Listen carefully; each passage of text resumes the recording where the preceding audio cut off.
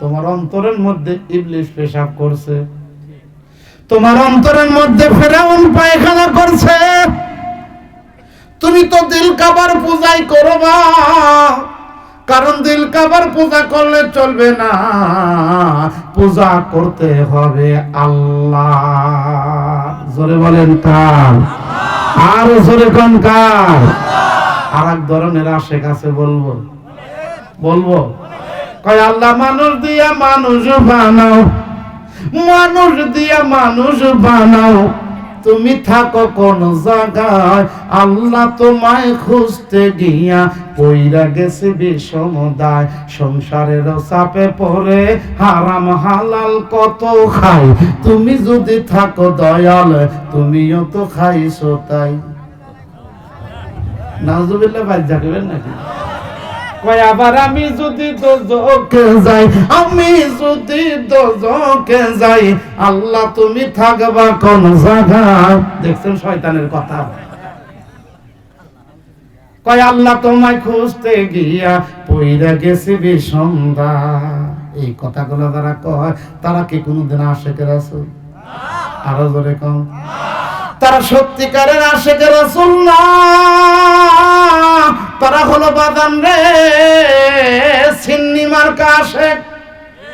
সেই জন্যই তো বাদাম রে আমি কই খাজা বাবার দরবারে হামকি নিয়ে দৌড় পারে, কেউ আবার খিচুড়ি খাইবার ভাল পারে, একটু যদি কম পরে কিলা কিলির ধুম পরে।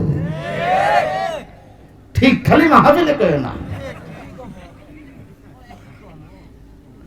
বাদাম রে আর এক ধরনের আশিক আছে, বলবো কয় কিরামান কাতিবিন রোজ হাশরের দিন, কিরামান কাতিবিন রোজ হাশরের দিন আল্লাহর কাছে যদি করো অভিযোগ, আমি বলবো দুনিয়ায় ছিলাম ল্যাংটা বাবার লোক।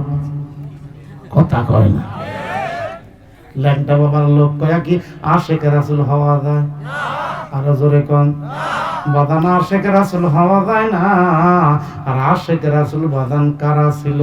আল্লাহ নবী সাহাবাদের ডাক দিয়ে বললেন, সাহাবারা রে, গতকালকে আল্লাহ আমারে জান্নাত দেখাইছে, জাহান্নাম দেখাইছে। বেলাল ডাক দিয়ে বললেন, নবী গো, আল্লাহ জাহান্নাম দেখাইলো আর জান্নাত দেখাইলো, জান্নাত দেখতে গিয়ে আপনি কি দেখলেন আর জাহান্নাম দেখতে গিয়ে কি দেখলেন? জান্নাত দেখতে গিয়ে দেখলাম আল্লাহ জান্নাতের 8টা দরজা খোলা রাখছে। বেলাল ডাক দিয়ে বললেন, নবী গো, জান্নাতের 8টা দরজা আল্লাহ কেন খোলা রাখছে? বলে আমার একজন আশিকের জন্য। সুবহানাল্লাহ। দেখেন বাদান আশিক কারা। বেলাল ডাক দিয়ে বললেন, নবী গো, আশিকটাকে আপনি চেনেননি? ইতিম নবী আমার ডাক দিয়ে বললেন, বেলাল রে, আমি শুধু আশিক রে চিনি না, আশিকের পূর্ব পুরুষেও চিনি। বেলাল ডাক দিয়ে বললেন, ইয়া রাসূলুল্লাহ, ইয়া হাবিবাল্লাহ, আশিকের নামটা বলেন। বেলাল জানে আমি আশিকের রাসূল। আমি উমাইয়ার ঘরের রাখাল ছিলাম। উমাইয়া আমার হাতে পেরাক, পায়ে পেরাক, জিভের মধ্যে পেরাক দিয়ে আমার মক্কায় সিট কইরা ফয়া রাখছিল। আশিক রাসূল আমি, আশিক রাসূল আমি ছাড়া কেউ না। উমাইয়ার গোয়াল ঘরের মধ্যে আমারে রাখছিল, সারা রাত আমি ঘুমাইতে পারি নাই। উটগুলো আমার উপর পেশাব করছে, পায়খানা করছে। আশিক রাসূল হইলে তো আমি হব। আল্লাহর নবী একটু নামটা বলে দেন। ইতিম নবী আমার ডাক দিয়ে বললেন, বেলাল রে, আশিক রাসূল যার জন্য আল্লাহ জান্নাতের 8টা দরজা খোলা রাখছে তার নাম হলো আবু বকর। আবু বকরের ডানে বসে রয়েছে হযরত ওমর। ওমরের গাল বেয়ে বেয়ে পানিগুলো পড়তেছে। নবী আমার আবু বকরের কথা বললো, আমি ওমরের কথা বললেন না। যে ওমর নবীজির কাল্লা কাটতে গিয়া নিজের কাল্লা কাইটা কালমা পড়ে মুসলমান হইছে, আমি নবী তো আমি ওমরের কথা বললেন না যে ওমর মদিনার প্রেসিডেন্ট। ওমর যখন মদিনার রাস্তা দিয়ে যায় 40 দিন পর্যন্ত ওই রাস্তা দিয়ে শয়তান যাইতে ভয় পায়। আমরা কেমন আশিক রাসূল হইলাম বন্ধু, আমাদের ঘরের ভিতরে কোরআন আছে কিন্তু আমাদের কোরআনের তেলাওয়াত নাই। আমাদের ঘরের ভিতর রঙিন টেলিভিশন আছে, 24 ঘন্টা রঙিন টেলিভিশন চলে। মুসলমান কেমন করে বলতে পারে আশিক রাসূল? ও মুসলমান, কোরআন তোমার শুরু, কোরআন তোমার শেষ, কোরআন তোমার আখিরাত, কোরআন তোমার আল্লাহ, কোরআন তোমার রাসূল, কোরআন তোমার কবর, কোরআন তোমার হাসর, কোরআন তোমার মিজান। বাঁচতে যদি হয় আল্লাহর কোরআনের পক্ষে থাকো। রাজি আছেন নি? কেমন করে আশিক রাসূল হও তোমরা? যে তাবলীগ আলেম ওলামা নিয়ে আইছে আর সেই তাবলীগ তোমরা আলেম ওলামাদেরকে ডিনাই করে আজকে নতুন করে তোমরা ইস্তেমা করো, আবার অন্যান্য জায়গায় তোমরা মারকাজ মসজিদ করো, আর টঙ্গীর ময়দানে যায় আলেম ওলামাদেরকে তোমরা হত্যা করো। তুমি আশিক রাসূল না? তুমি তাবলীগ করে, এই তাবলীগ নবী শিখাইছে। মুসলমান ভাইরা কথাগুলো ভালো করে খেয়াল করবেন। রাগ করতেছেন? কষ্ট পাইতেছেন? বাদান পায়েন না? এমন একটা আয়াত আমি আপনাদের মাঝে বাদান তেলাওয়াত করেছি। এই আয়াতের উপরেই বাদানটা আমি আলোচনা করব। দেখেন বাদান, আল্লাহর নবী বলছে আশিক রাসূল কারা? সেই ওমর বাদান মদিনার প্রেসিডেন্ট। একজন যুবক মদের বোতল বগল তোলা নিয়ে রওনা দিছে। হযরত ওমর দেখলো, হায় রে, যুবকের বগল তলা মদের বোতল দেখতেছি। যুবক হযরত ওমরকে দেখে থরথর করে কাঁপতেছে। আল্লাহ, তুমি যদি আজকে ওমরের হাত থেকে বাঁচায়া দাও, জীবনে আর কোনোদিন মদ খাবো না। যুবক যখন বাজান রে আল্লাহকে ডাক দিয়ে তওবা নসুয়া করছে 1 মিনিটের ভিতরে। আল্লাহু আকবার কোন? আল্লাহ ফেরেশতাদের ডাক দে, বলে ফেরেশতা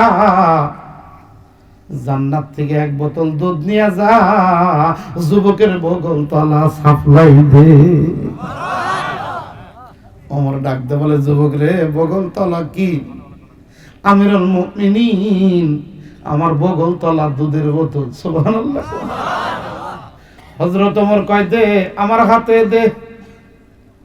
যুবক কান্দারে ডাক দে বলে, আল্লাহ, এমনি তো আমার বগল তলা মদের বোতল, এরপরেও তো আমি মদকে মিথ্যা বলে দুধ বলছি। আল্লাহ, আজকে ওমরের হাত থেকে আমি বাঁচবো না, আজকে ওমর আমারে মাইরেই ফেলাইব। আল্লাহ, ওমরের হাত থেকে যদি তুমি আমার বাঁচায় দাও, জীবনে আর কোনোদিন আমি মদ খাবো না। হযরত ওমর ডাক দেখো, যুবক দে মদের বোতল আমার হাতে দে। হযরত ওমরের হাতে যখন বোতলটা দিছে, হযরত ওমর এইভাবে চাপ দিয়ে খুইলা 2 ডক মাইরা দিছে। হযরত ওমরের গাল বেয়ে পানিগুলা পড়তেছে। যুবক ডাক দে বলে, আমিরুল মুমিনিন, আপনি কাঁদেন কে? হযরত ওমর ডাক দে বলে, যুবক রে, জীবনে অনেক দুধ খাইছি, এত সুমিষ্টি দুধ আমার জিন্দেগিতে খাই না। আল্লাহ, তুমি অদ্বিতীয় পূরণ, আল্লাহ তুমি অতুলনীয়। আল্লাহ, তোমার তুলনায় তুমি শুধু পারেন, তোমার তুলনায় তুমি শুধু মোদের কাছে তুমি সবচেয়ে প্রিয়। আল্লাহ বলেন, আল্লাহ তুমি অদ্বিতীয়, আল্লাহ তুমি অতুলনীয়। আল্লাহ, সৃষ্টি তোমার পৃথিবীতে, তুমি তো বিরাজমান সবার মাঝে। এই বিশ্বাস নিয়ে সারাটি জীবন চলতে পারি যেন তোমার পথে পারেন। চলতে গিয়ে তোমার পথে পরম চলতে গিয়ে তোমার পথে বাধা যদি আসে সাহস দিও আল্লাহ। পড়েন আল্লাহ তুমি অদ্বিতীয়, আল্লাহ তুমি অতুলনীয় আল্লাহ। মারহাবা কর, আরো জোরে কম। যুবক ডাক দে বলে আমিরুল মুমিনিন,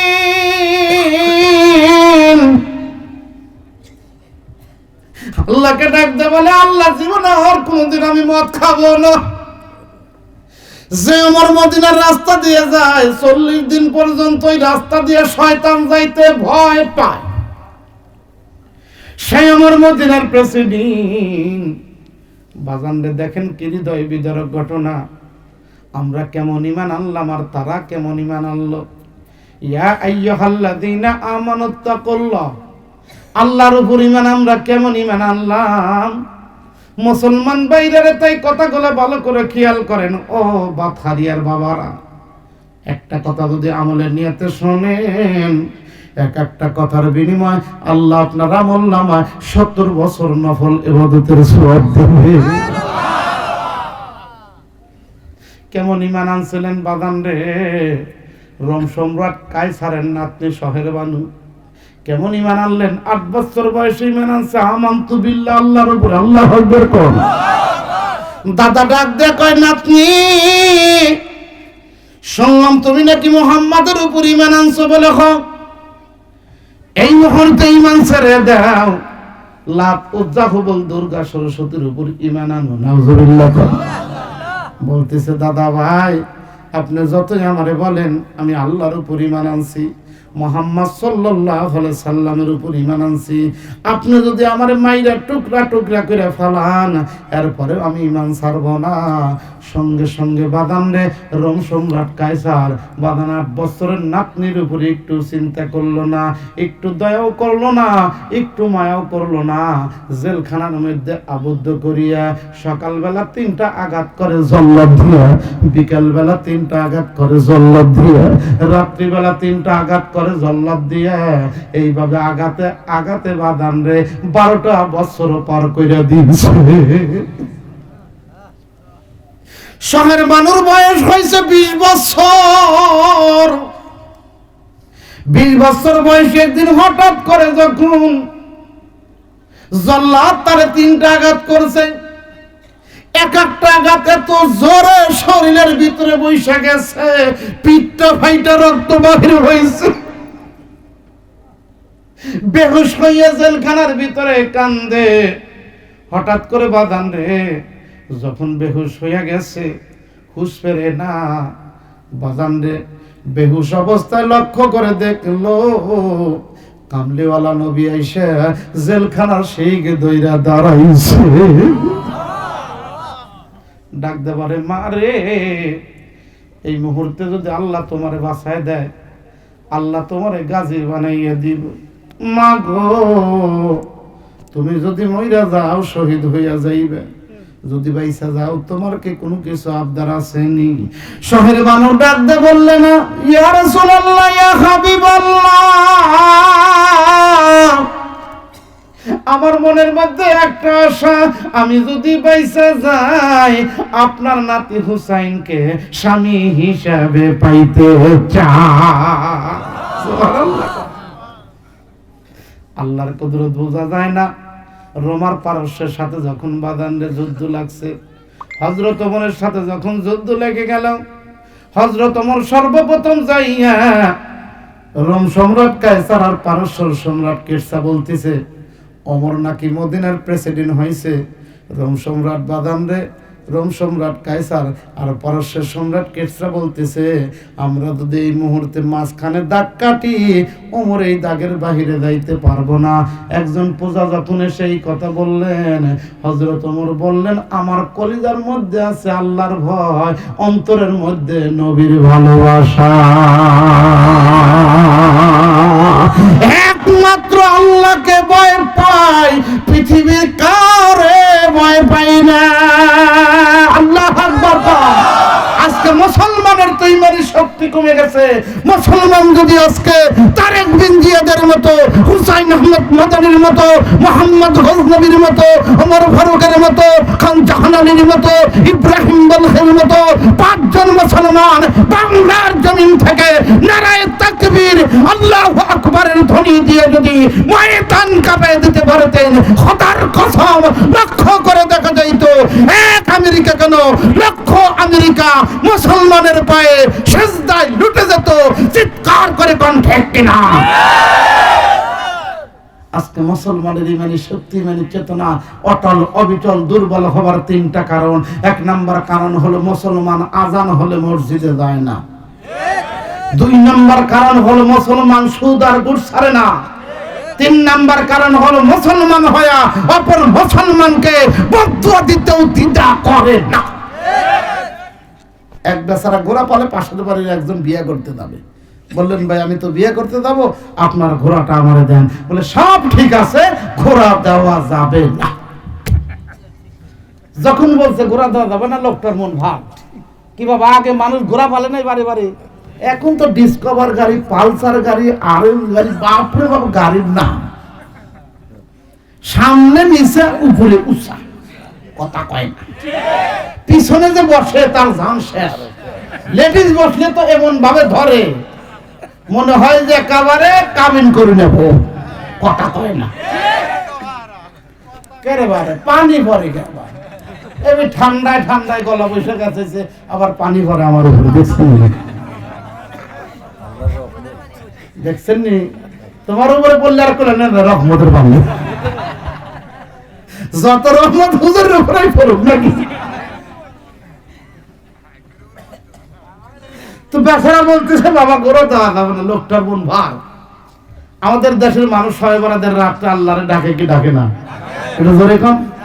কয়েকদিন পরে শবে বরাত ওই বেচারা মসজিদে কয় আল্লাহ তোমার কাছে আজকে রাতটা আমি কিচ্ছু চাই না, আমার একটাই আবদার, অমুকের কাছে আমি ঘোড়া চাইছিলাম, আমার ঘোড়া দেয় নাই, আমি সকালবেলা যখন বাড়ি যাবো আমি যেন শুনতে পাই ওর ঘোড়া মইরা গেছে।